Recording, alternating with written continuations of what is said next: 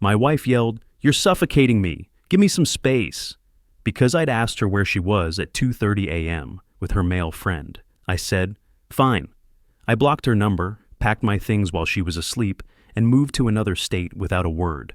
3 years later, she found me. The apartment was dark when I heard the lock turn at 2:47 a.m. I was sitting in my living room chair, the one facing the door with all the lights off. I'd been sitting there for 20 minutes, ever since my neighbor Vincent Palmer texted me that a woman matching Lauren's description had been asking questions in the building lobby. My heart was hammering against my ribs, but my hands were steady. 3 years of building a new life, and she'd found me anyway. The key scraped in the lock, our old house key. She'd kept it all this time. The door swung open slowly, and her silhouette appeared in the door frame, backlit by the hallway lights. She still moved the same way, that careful hesitation she always had when entering a dark room. "Chase." Her voice cracked on my name. I didn't answer immediately, just sat there in the darkness, watching her freeze when she realized someone was in the room, watching her see me. "What do you want, Lauren?" Before we continue, if you're enjoying this story, please hit that subscribe button and drop a comment below. Your support means everything, and I love reading your thoughts. And don't forget to smash that like button. It really helps the channel grow. My name is Chase Donovan. I'm 35 years old now, though I was 32 when everything fell apart. I used to work as a senior quality assurance manager for a medical device company in Portland, Oregon, managing a team of 12 engineers and overseeing product testing protocols that could literally mean the difference between life and death for patients. These days, I do remote software testing for 3 different companies from my apartment in Phoenix, Arizona. The work pays better, and I answer to no one but myself. 3 years ago, I thought I had everything figured out. Married for 4 years to my college sweetheart, living in our own 3-bedroom house in Portland's Hawthorne district that we'd bought with a 15-year mortgage plan. Both of us working stable jobs with a combined income of $153,000 annually. Lauren worked in marketing for a boutique advertising firm downtown, pulling in $68,000, while I earned $85,000 managing quality control for cardiac monitoring devices. We had routines that felt like the foundation of adult life. Saturday morning farmers market where Lauren would buy organic vegetables she'd forget to cook. Thursday night, Thai food from the place on 32nd Avenue, where the owner knew our names and our usual orders. Sunday afternoons working on home improvement projects, turning our 1920s bungalow into something we could be proud of. I installed new hardwood floors in the living room. Lauren picked out paint colors that somehow made every room feel bigger and brighter. I thought those routines meant something permanent. Turned out they were just habits we'd gotten comfortable with, like wearing the same pair of jeans until they fall apart. Not because you love them, but because you haven't bothered to shop for new ones. The change started about 8 months before everything exploded. Lauren made a new friend at work. His name was Nolan Brooks, 34, one of those guys who does CrossFit and posts about it constantly on Instagram. He'd just moved to Portland from San Francisco, working as a creative director at her firm. She started mentioning him a lot during our evening conversations. Nolan thinks we should rebrand the Henderson account. Nolan suggested this great Mexican place for lunch. Nolan says Portland's coffee scene is overrated compared to San Francisco. I didn't think much of it at first. She'd always made friends easily, both men and women. I trusted her completely, the way you trust gravity or the sunrise. We'd been together since we were 23, meeting in a statistics class neither of us wanted to take. She'd never given me a reason to doubt her, never even flirted with other guys when we were out together. But then the late nights started. Nolan and I are working late on the Preston pitch. She'd text me around 7 or 8 p.m. "Don't wait up. Order pizza for yourself." She'd come home at 11, midnight, sometimes 1 in the morning, exhausted and smelling like expensive whiskey. When I'd ask how the work went, she'd give me vague, distracted answers. "Good, productive. We're really making progress on the campaign." Then she'd shower immediately and fall into bed without our usual end-of-day conversation. I started noticing other changes. New clothes appearing in her closet, designer pieces I hadn't seen her buy, a different perfume, something expensive and musky that didn't smell like the light floral scent she'd worn since college. She'd changed her phone password, claiming it was for security reasons after reading an article about identity theft. When her phone buzzed during dinner, she'd check it immediately, typing quick responses with a secretive smile I'd never seen before. The joint credit card statements started showing charges I didn't recognize. $800 at some upscale steakhouse downtown that we'd never been to together. $300 at a wine bar called Meridian that specialized in natural wines and small plates. When I asked about them, she'd say they were client dinners that would be reimbursed by the firm. But I never saw those reimbursements hit our checking account, and our monthly budget discussions became increasingly tense. During team management meetings at work, I found myself thinking about Lauren instead of focusing on quality control protocols. My boss, a 30-year veteran named Patterson, who'd become something of a mentor, noticed my distraction during a quarterly review. "Everything all right at home?" "Donovan," he asked, closing my performance folder. "You seem like you've got something weighing on your mind." I told him everything was fine, but Patterson had been married for 35 years. He had the kind of wisdom that comes from surviving multiple decades of partnership. "Relationships are like quality control," he said, leaning back in his chair. "Small problems become big problems if you don't address them early. Don't let things drift too long without having an honest conversation."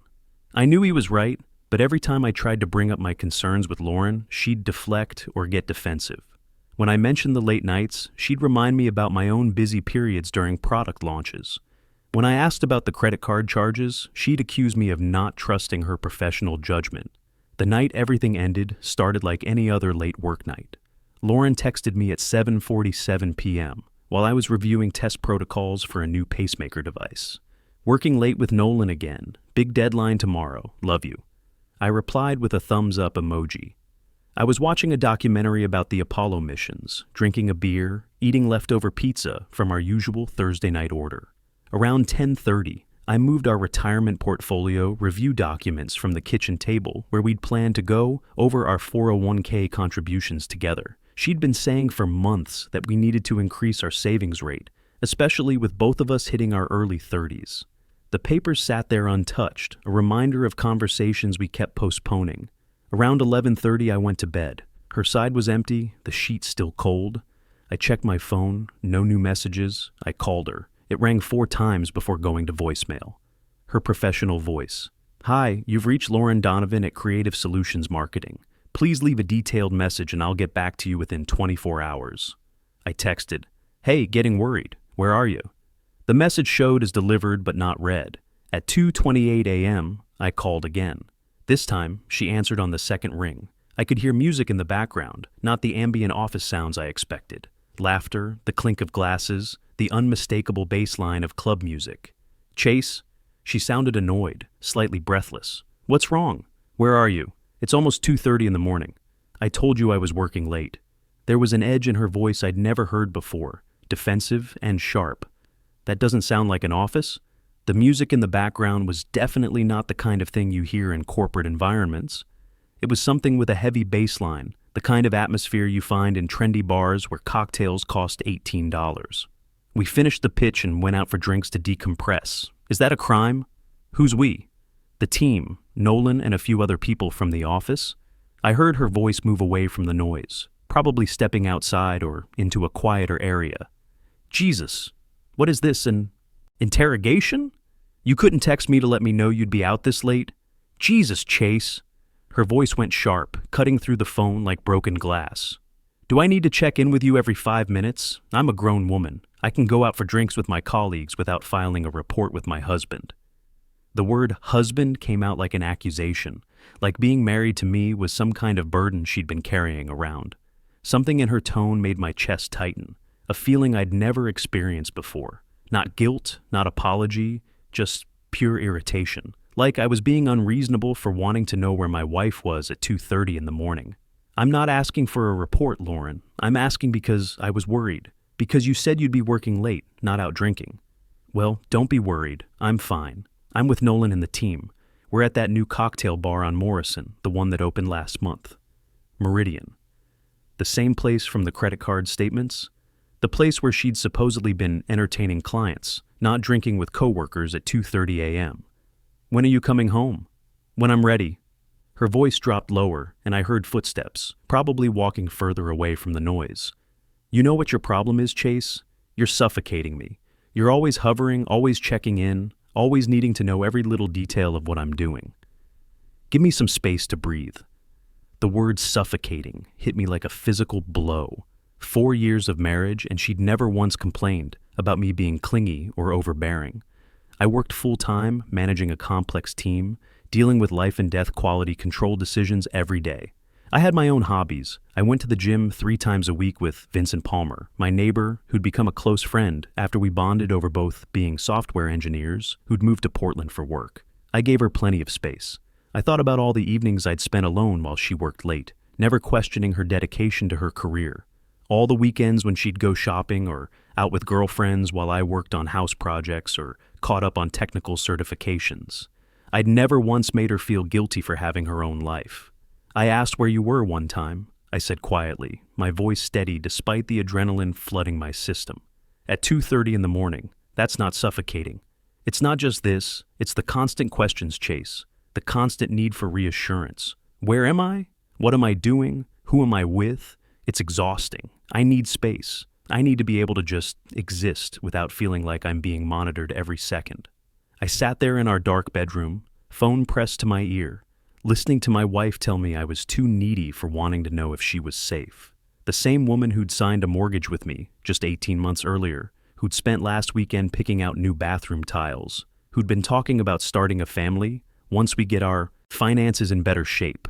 The woman who'd been coming home smelling like another man's expensive whiskey for 2 months, spending hundreds of dollars at restaurants I'd never heard of, changing her passwords and buying clothes I'd never seen her wear.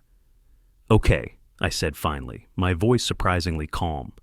Okay, what? Okay, I'll give you space. I hung up before she could respond. For about 30 seconds, I just sat there in the darkness, my mind completely blank.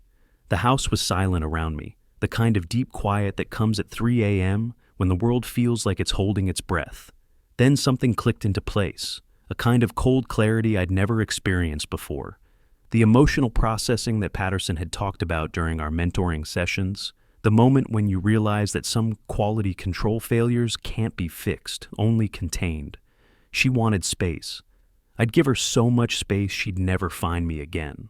I got out of bed and turned on every light in the house, started in the bedroom, pulling my clothes out of the dresser drawers and closet with methodical precision. Everything I'd brought into the marriage went into my 2 large duffel bags and a rolling suitcase. Jeans, t-shirts, my good interview suit that I'd worn to land the senior QA manager position, my winter coat, my running shoes that Vincent Palmer had recommended after we started working out together. I left behind anything she'd bought me, any gifts from her family, anything that would slow me down or create legal complications. The expensive watch her father had given me for our 3rd anniversary stayed on the dresser. The cashmere sweater she'd bought me last Christmas remained hanging in the closet. I wasn't taking anything that wasn't clearly, unambiguously mine. My laptop and work equipment went into my backpack, along with the external hard drives containing 3 years of quality control protocols and team management systems I'd developed. My career was portable, thank God. In an industry where remote work was becoming standard, I could take my expertise anywhere there was reliable internet. Important documents came next: birth certificate, social security card, passport, professional certifications, and copies of our mortgage paperwork all went into a waterproof folder that slid into the outer pocket of my suitcase. I had a metal lockbox in the back of our bedroom closet where I kept about $3,200 in emergency cash, money I'd been setting aside from bonus payments and overtime. That went into my jacket pocket along with both our 401k account information. I'd need to figure out the retirement account split later, but the cash would get me started. I moved methodically through the house, room by room. Bathroom, toothbrush, razor, my prescription medications, the expensive shampoo I'd splurged on last month. Kitchen, my favorite coffee mug, the chef's knife my dad had given me for Christmas 3 years ago, my meal prep containers that I used for work, lunches. The coffee maker stayed. We'd bought it together. Living room, nothing. Everything there was hers or ours, and I didn't want any of it. The couch where we'd watched hundreds of movies, the dining table where we'd hosted dinner parties for her work colleagues, the sound system we'd spent hours researching and comparing before buying, all of it felt contaminated now, tainted by months of lies and half-truths. The whole process took 90 minutes. By 4:15 a.m., Everything I cared about was loaded into my 2019 Honda Accord. I stood in our house one last time, looking at the life I was walking away from. The hardwood floors I'd installed myself over 2 weekends, sweating and cursing as I learned to use a nail gun. The kitchen where she'd taught me how to make her grandmother's lasagna recipe, where we'd planned elaborate meal prep sessions that would save money and help us reach our financial goals faster. I felt nothing, just that same cold clarity, the emotional equivalent of implementing a product recall. Some things can't be fixed, only contained and removed from circulation. I opened my laptop one more time and logged into our joint checking account. We had $24,000 in there, money we'd been saving for a down payment on a bigger house in a better neighborhood. Money that represented thousands of shared meals, skipped vacations, and careful budget planning sessions. I transferred exactly half, $12,000, to my personal checking account that I'd maintained separately for work-related expenses. Then I printed out a quitclaim deed I'd downloaded from our state website, carefully filling in the property information and signing over my half of the house equity to Lauren. Patterson had mentioned during one of our mentorship conversations that his brother had gone through a messy divorce that lasted 3 years. The lawyers made more money than anyone else, he'd said. Sometimes the cleanest break is the cheapest break. I left the deed on the kitchen counter, along with a note written on our shared stationery. You wanted space? You have it now. Don't look for me. I blocked her number, blocked her on all social media platforms, blocked her email address. Then I programmed my phone to send all calls from unknown numbers straight to voicemail. I got in my car and started driving south. I didn't have a destination when I left Portland at 4:47 a.m. I just knew I needed distance, the kind of geographic separation that makes starting over feel possible instead of pathetic. I drove south on I-5 through Salem and Eugene, past the California border as the sun came up over the mountains. I stopped for gas in Redding, ate breakfast at a diner in Sacramento, where the waitress called me honey and didn't ask why I was traveling alone with everything I owned packed into my back seat. By the time the sun set, I was in Bakersfield. I got a motel room for $47, showered off the emotional residue of the worst night of my life, and collapsed. Into bed. The sheets smelled like industrial detergent, and the air conditioning unit sounded like it was dying, but I slept for 12 hours straight. The next morning, I woke up and realized I had no plan beyond running away. No job lined up, no apartment, no friends in California. I'd fled like my life depended on it, but I hadn't thought about what came after the fleeing. I spent that day in the motel room, applying for remote positions on Indeed and LinkedIn, updating my resume to emphasize my experience with distributed teams and remote quality control protocols. My specialty was quality assurance testing for medical software, the kind of critical systems work that required deep expertise and carried serious liability. Fortunately, that's also the kind of work you can do from anywhere with a decent internet connection and the security clearances I'd spent 3 years building. By noon, I'd applied to 37 positions across 12 different states. By 3 p.m., I had 2 phone interviews scheduled for the following week, and 3 companies requesting detailed portfolios of my previous work. The medical device industry is small and specialized. My reputation for catching critical errors before they reach production had followed me online. That's when I decided to keep moving. California felt too close to Portland, too easy for Lauren to track me down if she decided to look. I got back in my car and drove east through the desert, through Nevada, where the landscape turned alien and beautiful, through the crushing heat of Arizona in September. Phoenix felt like another planet. Everything was beige and brown, decorated with cacti instead of evergreens.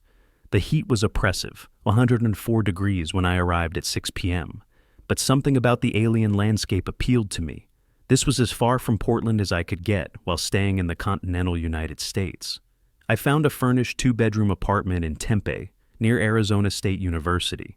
The complex was called Desert Vista, which was optimistic given that the view from my 3rd-floor window was mostly parking lot and other apartment buildings, but it was clean, affordable at $100 a month, and available immediately. I signed a 6-month lease that same afternoon. The phone interviews turned into video interviews, which turned into job offers. Within 3 weeks of leaving Portland, I was working remotely for a company called TechFlow Solutions, testing their new patient management software. The pay was actually better than my old job. $85,000 a year plus benefits, with the possibility of additional consulting contracts that could push my income towards six figures. I fell into new routines that felt nothing like the old ones. Wake up at 7, make coffee with the cheap machine I'd bought at Target, work from 8 to 5 on software that helped hospitals track patient medications and vital signs. Evening runs through the neighborhood when the temperature dropped below 100, discovering that Phoenix had an entire community of transplants who exercised after dark to avoid the sun. I made a few friends, mostly people I met at the gym or coffee shops near my apartment. There was Vincent Palmer, a software engineer from New Jersey, who'd also fled a bad situation back home. He worked remotely for a financial services company and had moved to Phoenix for the same reason I had. It was far enough from his past to feel like starting over. Vincent and I started working out together 3 times a week, early morning sessions before the heat became unbearable. He never asked too many questions about why I'd ended up in Arizona alone, and I appreciated that. We'd meet up on weekends to watch whatever football games were on, drinking beer and talking about work projects, hiking trails, anything except the complicated relationships we'd both left behind. "You ever think about getting back out there?" he asked during a Suns game 6 months after I'd arrived. "Dating?" I took a long pull from my beer. "Not really.